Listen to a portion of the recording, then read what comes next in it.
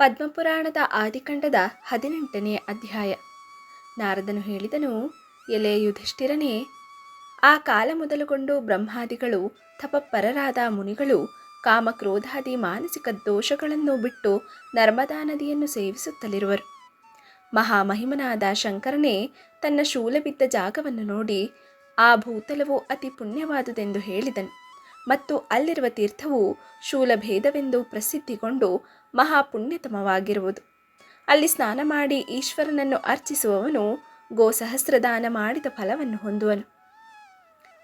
ಆ ತೀರ್ಥದಲ್ಲಿ 3 ರಾತ್ರಿ ವಾಸ ಮಾಡಿ ಯೋಗ್ಯವಾದ ಉಪವಾಸಾದಿ ಧರ್ಮ ವಿಶೇಷವನ್ನು ಕೈಗೊಂಡು ಈಶ್ವರನನ್ನು ಪೂಜಿಸುವವನು ಮುಕ್ತಿಯನ್ನು ಹೊಂದುವನು. ಅನಂತರ ಕ್ರಮವಾಗಿ ಭೀಮೇಶ್ವರನನ್ನು, ಶ್ರೇಷ್ಠನಾದ ನರ್ಮದೇಶ್ವರನನ್ನು, ಮಹಾಪುಣ್ಯವನ್ನು ಕೊಡುವ ಆದಿತ್ಯೇಶ್ವರನನ್ನು ತುಪ್ಪದಿಂದಲೂ ಜೇನಿನಿಂದಲೂ ಕೂಡಿ ಪೂಜಿಸಿದರೆ ಜನ್ಮ ಪಡೆದುದು ಸಾರ್ಥಕವಾಗುವುದು. ಅಲ್ಲಿಂದ ಮುಂದೆ ಹೀಗೆ ಮಲ್ಲಿಕೇಶ್ವರನನ್ನು ಪೂಜೆ ಮಾಡಿದರೆ ಜನ್ಮ ಸಫಲವಾಗುವುದು. ಮುಂದೆ ವರುಣೇಶ್ವರನನ್ನು ದರ್ಶನ ಮಾಡಿ ನೀರಾಜೇಶ್ವರನನ್ನು ದರ್ಶನ ಮಾಡಬೇಕು. ಹಿಂದೆ ಹೇಳಿದ 5 ದೇವಾಲಯಗಳನ್ನು ನೋಡಿದ ಮಾತ್ರಕ್ಕೆ ಸರ್ವತೀರ್ಥಗಳ ಫಲವೂ ಸಿಗುವುದು. ಅಲ್ಲಿಂದ ಮುಂದೆ ಯುದ್ಧವು ನಡೆದ ಪ್ರದೇಶಕ್ಕೆ ಹೋಗಬೇಕು. ಅಸುರರೊಡನೆ ಯುದ್ಧ ಮಾಡಿ ಅವರ ಬಲವನ್ನು ಕುಗ್ಗಿಸಿ ನಾಶ ಮಾಡಿದ ಸ್ಥಳದಲ್ಲಿ ಕೋಟಿ ತೀರ್ಥವೆಂಬ ತೀರ್ಥವು ಪ್ರಸಿದ್ಧವಾಗಿರುವುದು. ಹೀಗೆ ಕೊಲ್ಲಲ್ಪಟ್ಟ ಆ ರಾಕ್ಷಸರ ಶಿರಸ್ಸುಗಳೆಲ್ಲವೂ ಅಲ್ಲಿ ಕಾಣಲ್ಪಡುವವು. ಹೀಗೆ ಕೊಲ್ಲಲ್ಪಟ್ಟು ಆ ದಾನವರು ಶೂಲಪಾಣೇಶ್ವರನನ್ನು ಪ್ರತಿಷ್ಠೆ ಮಾಡಿದರು. ಇಲ್ಲಿ 1 ಕೋಟಿ ರಾಕ್ಷಸರು ಕೊಲ್ಲಲ್ಪಟ್ಟರು. ಆದುದರಿಂದಲೇ ಈ ಈಶ್ವರನಿಗೆ ಕೋಟೇಶ್ವರನೆಂದು ಪ್ರಸಿದ್ಧಿಯು. ಈ ತೀರ್ಥದ ದರ್ಶನ ಮಾಡುವವನು ಈ ದೇಹದೊಂದಿಗೆ ಸ್ವರ್ಗವನ್ನು ಸೇರುವನು. ಆಗ ಇಂದ್ರನು ಇದನ್ನು ಸಹಿಸದೆ ತನ್ನ ಅಲ್ಪ ಹೃದಯತೆಯನ್ನು ಪ್ರಕಾಶಪಡಿಸುತ್ತಾ ವಜ್ರಕೀಲವೆಂಬ ಯಂತ್ರದಿಂದ ಬಂಧನ ಮಾಡಿದನು. ಅಲ್ಲಿಂದ ಮುಂದೆ ಜನಗಳಿಗೆ ಸಶರೀರ ಸ್ವರ್ಗ ಗಮನವು ನಿಲ್ಲಿಸಲ್ಪಟ್ಟಿತು. ಅಲ್ಲಿ ತುಪ್ಪದೊಂದಿಗೆ ಬಿಲ್ವ ಫಲವನ್ನು ಸಮರ್ಪಣೆ ಮಾಡಿ ಕೊನೆಯಲ್ಲಿ ಪ್ರದಕ್ಷಿಣೆ ಮಾಡಿ ಈಶ್ವರನೊಂದಿಗೆ ಅದನ್ನು ತಲೆಯಲ್ಲಿ ಧರಿಸಬೇಕು.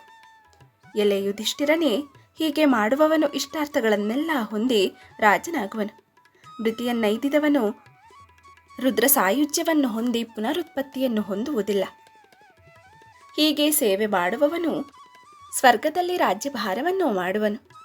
ತ್ರಯೋದಶಿ ದಿನ ಈಶ್ವರನೋಪಾಸನೆ ಮಾಡಿ ಹಿಂದೆ ಹೇಳಿದ ಕೋಟೀಶ್ವರ ತೀರ್ಥದಲ್ಲಿ ಸ್ನಾನ ಮಾಡಿದ ಮಾತ್ರಕ್ಕೆ ಮಾನವನು ಸರ್ವಯಜ್ಞ ಫಲಗಳನ್ನು ಹೊಂದುವನು. ಅಲ್ಲಿಂದ ಮುಂದೆ ಅಗಸ್ತ್ಯೇಶ್ವರ ತೀರ್ಥವು ಸಿಗುವುದು.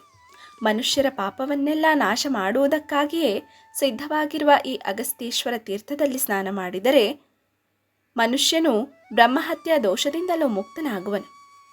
ಕಾರ್ತಿಕ ಮಾಸದ ಕೃಷ್ಣ ಪಕ್ಷದ ಚತುರ್ದಶಿ ದಿವಸ ಈಶ್ವರನಲ್ಲಿ ಸ್ಥಿರ ಮನಸ್ಸಿಟ್ಟು ಇಂದ್ರಿಯಗಳನ್ನು ಸ್ವಾಧೀನದಲ್ಲಿಟ್ಟುಕೊಂಡು ಈಶ್ವರನನ್ನು ಘೃತದಿಂದ ಸ್ನಾನ ಮಾಡಿಸಬೇಕು. ಹೀಗೆ ಸ್ನಾನ ಮಾಡಿದವನು ತನ್ನ ವಂಶದಲ್ಲಿ ಉತ್ಪನ್ನರಾದ 21 ಮಂದಿಗಳೊಂದಿಗೆ ಕೈಲಾಸದಲ್ಲಿ ವಾಸಿಸುವನು.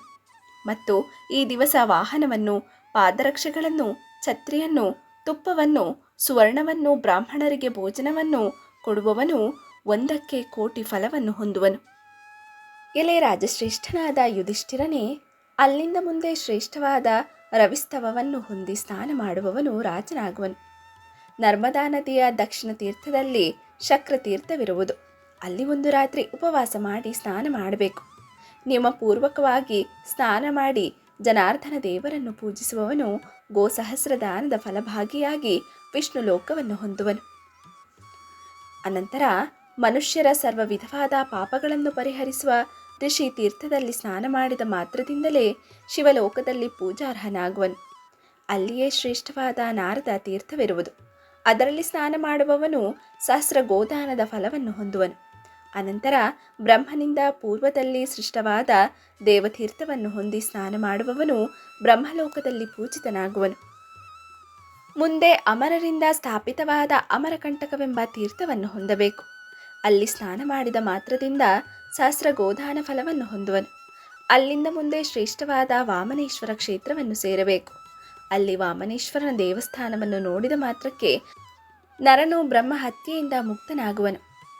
ಅನಂತರ ಋಷಿ ತೀರ್ಥವನ್ನು ಹೊಂದಿ ಅಲ್ಲಿ ಈಶಾನೇಶ್ವರನನ್ನು, ವಟೇಶ್ವರನನ್ನು ದರ್ಶನ ಮಾಡುವವನು ಜನ್ಮ ಸಾಫಲ್ಯವನ್ನು ಹೊಂದುವನು.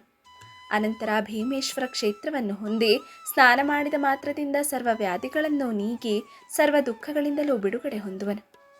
ಅಲ್ಲಿಂದ ವಾರಣೇಶ್ವರ ಕ್ಷೇತ್ರವನ್ನು ಹೊಂದಿ ಅಲ್ಲಿ ಸ್ನಾನ ಮಾಡುವವನು ಸರ್ವ ದುಃಖಗಳನ್ನು ದೂರ ಮಾಡುವನು. ಮುಂದೆ ಸೋಮತೀರ್ಥವನ್ನು ಹೊಂದಿ ಶ್ರೇಷ್ಠನಾದ ಚಂದ್ರನ ದರ್ಶನ ಮಾಡಬೇಕು. ಅನಂತರ ಆ ತೀರ್ಥದಲ್ಲಿ ಬಹುಭಕ್ತಿಯಿಂದ ಸ್ನಾನ ಮಾಡಬೇಕು.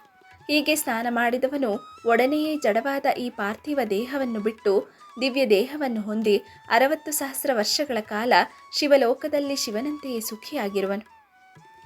ಎಲೆ ರಾಜಶ್ರೇಷ್ಠನಾದ ಯುಧಿಷ್ಠಿರನೇ, ಮುಂದೆ ಪಿಂಗಲೇಶ್ವರವನ್ನು ಹೊಂದಬೇಕು. ಅಲ್ಲಿ ಒಂದು ಹಗಲು ಮತ್ತು ಒಂದು ರಾತ್ರಿಯು ಉಪವಾಸ ಮಾಡಬೇಕು. ಹೀಗೆ ಮಾಡುವವನು ತ್ರಿರಾತ್ರವೆಂಬ ಯಾಗದ ಫಲವನ್ನು ಹೊಂದುವನು. ಎಲೆ ರಾಜಶ್ರೇಷ್ಠನೇ, ಆ ತೀರ್ಥದಲ್ಲಿ ಕಪಿಲ ಗೋವನ್ನು ದಾನ ಮಾಡುವವನು ಆ ಗೋವಿಗೂ ಅದರ ಕರುಗಳಿಗೂ ಎಷ್ಟು ರೋಮಗಳಿವೆಯೋ ಅಷ್ಟು 1000 ವರ್ಷಗಳ ಕಾಲ ರುದ್ರಲೋಕದಲ್ಲಿ ವಿರಾಜಿಸುವನು. ಎಲೆ ರಾಜಶ್ರೇಷ್ಠನಾದ ಯುಧಿಷ್ಠಿರನೇ, ಆ ಪಿಂಗಲ ಕ್ಷೇತ್ರದಲ್ಲಿ ಪ್ರಾಣತ್ಯಾಗ ಮಾಡುವವನು ಸೂರ್ಯಚಂದ್ರರು ಇರುವವರೆಗೂ ಸ್ವರ್ಗದಲ್ಲಿ ಅನಂತವಾಗಿ ಸುಖ ಪಡುವನು. ನರ್ಮದಾ ನದಿಯ ದಡದಲ್ಲಿ ವಾಸಿಸುವ ಮನುಷ್ಯರು ಮೃತಿಯನ್ನು ಹೊಂದಿದ ನಂತರ ಅನೇಕ ಸುಕೃತಗಳನ್ನು ಮಾಡಿದ ಜನರು ಹೊಂದುವ ಸ್ವರ್ಗವನ್ನು ಹೊಂದುವರು. ಅಲ್ಲಿಂದ ಮುಂದೆ ಹೋಗಿ ಸುರಭಿಕೇಶ್ವರನನ್ನು, ನಾರಕೇಶ್ವರನನ್ನು, ಕೋಟಿಕೇಶ್ವರನನ್ನು ದರ್ಶನ ಮಾಡಬೇಕು. ಅಲ್ಲಿಯೇ ಗಂಗಾವತರಣ ತೀರ್ಥವಿರುವುದು. ಅಲ್ಲಿ 1 ದಿವಸ ಮಾತ್ರ ಉಪವಾಸ ಮಾಡುವುದರಿಂದ ಬೇಕಾದಷ್ಟು ಪುಣ್ಯವು ಸುಲಭವು.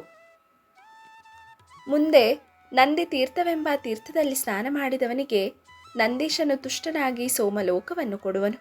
ಅನಂತರ ವ್ಯಾಸತೀರ್ಥದಿಂದ ಕೂಡಿರುವ ತಪೋವನದಲ್ಲಿ ಪ್ರಸಿದ್ಧನಾದ ದೀಪೇಶ್ವರನನ್ನು ಹೊಂದಬೇಕು. ಆ ಸ್ಥಳದಲ್ಲಿ ಪೂರ್ವದಲ್ಲಿ ವ್ಯಾಸನ ಹೂಂಕಾರಕ್ಕೆ ಹೆದರಿ ಮಹಾನದಿಯು ದಕ್ಷಿಣ ದಿಕ್ಕಿಗೆ ಪ್ರಯಾಣ ಮಾಡಿತು. ಆ ವ್ಯಾಸತೀರ್ಥದಲ್ಲಿ ಪ್ರದಕ್ಷಿಣೆ ಮಾಡುವವನು ವ್ಯಾಸನ ಪ್ರೀತಿಗೆ ಪಾತ್ರನಾಗಿ ತನಗೆ ಇಷ್ಟವಾದ ಫಲವನ್ನು ಹೊಂದುವನು.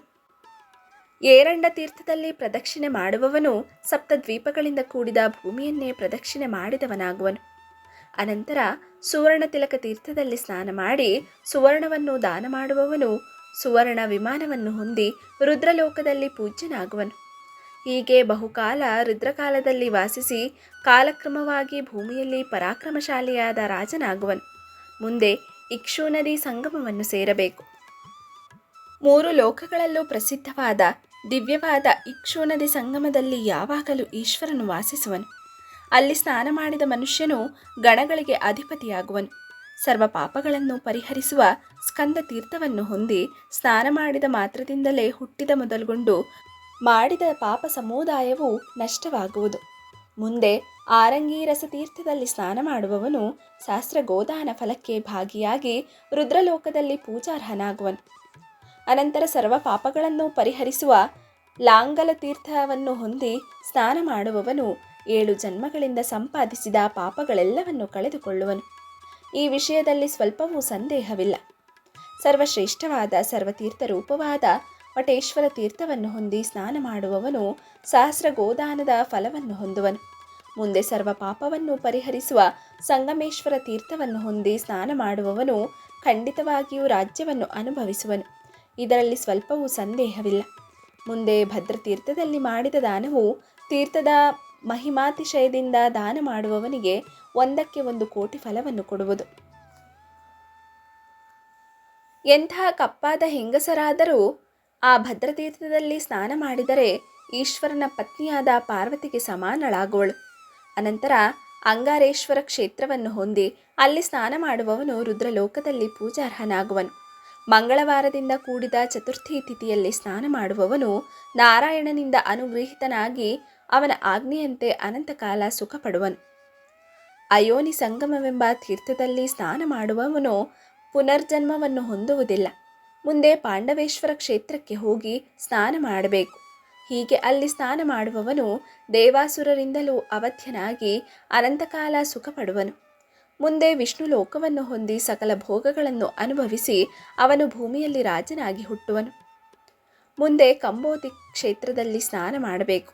ಅದರಲ್ಲಿಯೂ ಉತ್ತರಾಯಣದಲ್ಲಿ ಸ್ನಾನ ಮಾಡುವವನು ಉದ್ದಿಷ್ಟವಾದ ಫಲವನ್ನೇ ಅನುಭವಿಸುವನು.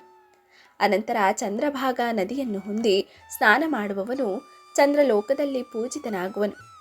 ಇಲೆ ರಾಜಶ್ರೇಷ್ಠನಾದ ಯುಧಿಷ್ಠಿರನೇ, ದೇವೇಂದ್ರನಿಂದ ಪೂಜಿತವಾಗಿ ದೇವತೆಗಳಿಂದ ಪೂಜಿಸಲ್ಪಟ್ಟ ಶಕ್ರತೀರ್ಥವನ್ನು ಹೊಂದಬೇಕು. ಅಲ್ಲಿ ಸ್ನಾನ ಮಾಡಿ ಸುವರ್ಣ ದಾನ ಮಾಡುವವನು ಅಥವಾ ನೀಲವರ್ಣದ ಎತ್ತನ್ನು ದಾನ ಮಾಡುವವನು ಆ ವೃಷಭದ ಮತ್ತು ಅದರ ವಂಶದಲ್ಲಿ ಹುಟ್ಟಿದ ಗೋವುಗಳ ರೋಮಗಳು ಎಷ್ಟಿರುವುದೋ ಅಷ್ಟು 1000 ವರ್ಷಗಳ ಕಾಲ ಕೈಲಾಸದಲ್ಲಿ ವಾಸಿಸುವನು. ಕಾಲಕ್ರಮದಲ್ಲಿ ಸ್ವರ್ಗಚ್ಯುತನಾಗಿ ಭೂಲೋಕವನ್ನು ಹೊಂದಿ ಆ ತೀರ್ಥದ ಮಹಿಮೆಯಿಂದ ಸಾವಿರಾರು ಶ್ವೇತವರ್ಣದ ಕುದುರೆಗಳಿಗೆ ಸ್ವಾಮಿಯಾದ ಉತ್ತಮ ರಾಜನಾಗಿ ಬಾಳುವನು. ಎಲೆ ರಾಜಶ್ರೇಷ್ಠನಾದ ಯುಧಿಷ್ಠಿರನೇ, ಮುಂದೆ ಶ್ರೇಷ್ಠವಾದ ಬ್ರಹ್ಮಾವರ್ತ ತೀರ್ಥದ